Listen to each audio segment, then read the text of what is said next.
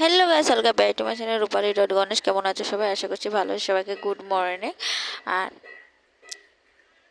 এই যে আমি যাব কিন্তু অষ্টমীর স্নানে সকাল সকাল। তো আমি এখানে সাজুগুজু করে বেরিয়ে পড়ছি, আর বেরিয়ে পরে এই যে গাড়ি করে চলে আসছি অষ্টমী স্নান করতে, যেহেতু সিদ্ধেশ্বর শিব বাড়ি। আর এই যে মাতারা চলে আসছে আগে গাড়িতে, আর আমরা পিছের গাড়িতে চলে আসছি।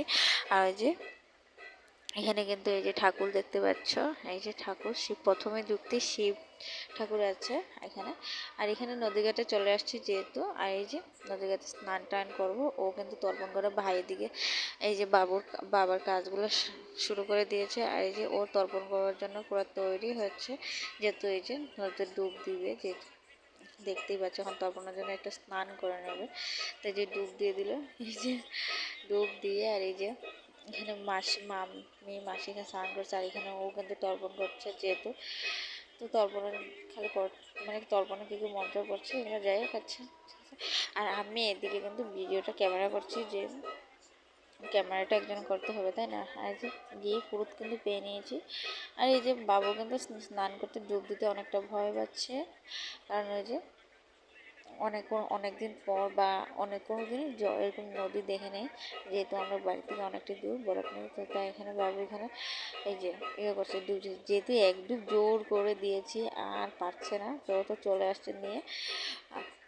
লজ্জা শেষ প্যান্ট খোলাই তার জন্য। আর এখানে মামা আবার তর্পণ করছে, আমার বড় মামা। তো তর্পণ করে এখানে স্নান করে এই যে এখানে তর্পণই করছে। তো আচ্ছা যে, আর আমি এখানে স্নান করে ডুব দিয়েছি, অনেকটা ডুব দিয়ে আমি এই যে স্নান করে উঠে আসছি, যেহেতু ও আমাকে ধরছিল, যেহেতু আমি পড়ে যাব তার কারণে। আর এখানে হলো এই যে গঙ্গা পূজা করছে, যেহেতু মাসি মামি আমিও করেছি, মাও করেছে গঙ্গা পূজা। তো গঙ্গা পূজা এখানে জলঘাটে করে প্রণাম টনাম করে এখানে প্রসাদ খাবো, যেহেতু মোমবাতিকে জ্বালিয়েছি। এই যে গঙ্গা তেল সিন্দুর দিয়ে আমি কিন্তু দিয়ে আসছিলাম, তো গঙ্গার তেল সিন্দুর। আর এখানে হলো এই যে সব কিছু রেডি করলাম, এখানে গঙ্গাকে পূজা দিয়ে দিচ্ছি। এই যে মাসি তারা তেল সিন্দুর দিচ্ছে, সব মিলে দিচ্ছে, তিনজনে মিলে। তো আমরা অনেকটাই মজা করেছি এখানে। আর এই যে ভাই কিন্তু এই যে এই যে বাবুর কিন্তু ইয়েটা দেওয়া শেষ হয়ে গিয়েছে, আর আমরা এখানে বসে পড়েছি, প্রসাদ খেয়েছি। তো প্রসাদ খেয়ে এখানে আমরা একটু ভিডিও করছি, যেহেতু এই যে বসে পড়েছি। আর এখানে স্নান টান করে মাসির সবাই তার কাপড় ছাড়ছিল। আর এই যে আমার বাবু কিন্তু অনেকটা দুষ্টু করছে, এই যে ও কিন্তু এখানে বসে আছে। এখানে এখানে দিয়াকে নিয়ে আমি একটু বসে পড়লাম যেহেতু। আর এখানে আমার একটা ভাই, ছোট্ট ভাই। আর এখানে আমরা সবাই ঘাটের থেকে সবাই মঙ্গলে করে চলে আসছি। আর এই যে সব তাড়াতাড়ি করে চলে আসছে, আর আমিও উঠে পড়েছি। উঠে ওদিকে ওদিকে তুকাচ্ছি, মানে ঘোরাঘুরি করছিলাম। আর এখানে এই মোমবাতি করে সবাইকে জ্বালিয়ে দেবো ঠাকুরকে। আর এই যে এক এক করে ঠাকুর, রুমে রুমে ঠাকুর, এই যে শিব বাবা, এখানে অনেক ঠাকুরের নাম, দুর্গা, এখানে সব গুরুদেব, এখানে কী কী আছে সব। এই যে দুর্গা, এখানে লোকনাথ, শিব, এখানে কাকে আছে সব কিছু জানি না, কামাখ্যাও আছে। তো এখানে সব ঠাকুরকে আমি মজা করে জ্বালিয়ে দিয়ে চলে আসলাম এই রুমটাতে। এই যে ভালো করে এই যে এখানে দেখিয়ে, এই যে এখানে ঘুরিয়ে চলে মতকে জ্বালিয়ে দিয়েছিলাম।